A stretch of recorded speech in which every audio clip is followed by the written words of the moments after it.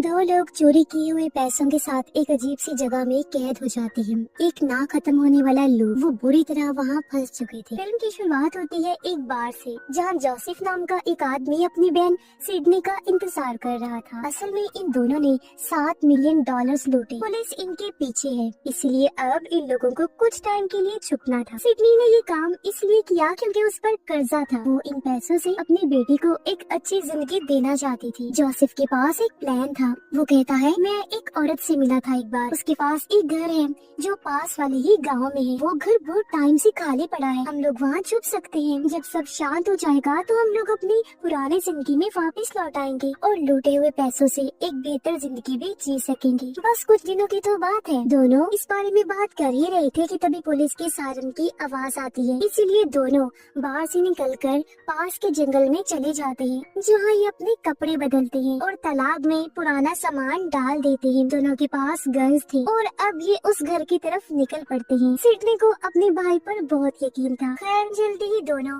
खेतों के पास पहुंच जाते हैं। अब खेतों से गुजरते हुए उन्हें गोली चलने की आवाज आई। जब ये उस घर के करीब पहुंचे तो देखा कि 3 लड़की वहाँ मस्ती कर रही हैं। वो निशाना लगा रहे थे।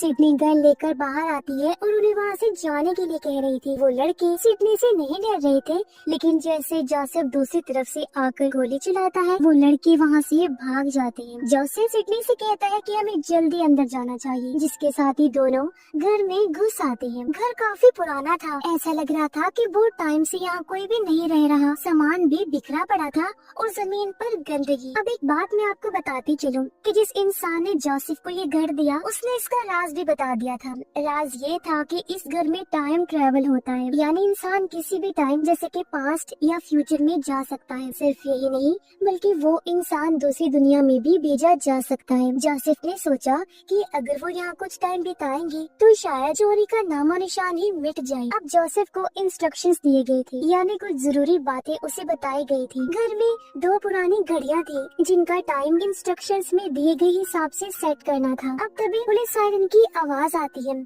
सिडनी भागने के लिए कहती है, मगर जोसेफ ने कहा कि हमें बेसमेंट में जाना होगा। दरवाजा घड़ियों के कॉम्बिनेशन से ही खुल जाएगा, यानी हम घड़ियों की सुइयां जिस खास तरीके से घुमाएंगे उसी से दरवाजे को खोला जा सकता है। दोनों जल्दी से घड़ियों की कॉम्बिनेशन सेट कर देते हैं और बेसमेंट का दरवाजा खुलने के बाद ये लोग जल्दी से नीचे चले गए। उन्हें महसूस हुआ जैसे पुलिस अंदर आ चुकी है और घर की तलाशी ले रही है। जोसेफ एक पुरानी डायरी खोलता है और सिडनी से कहता है कि वो टेलीफोन पर एक खास नंबर डायल करे। सिडनी फोन उठाती है और नंबर डायल करने के बाद वो 3 अजीब लफ्ज बोलती है, जो दरअसल कोड वर्ड थे। अचानक चारों तरफ अंधेरा छा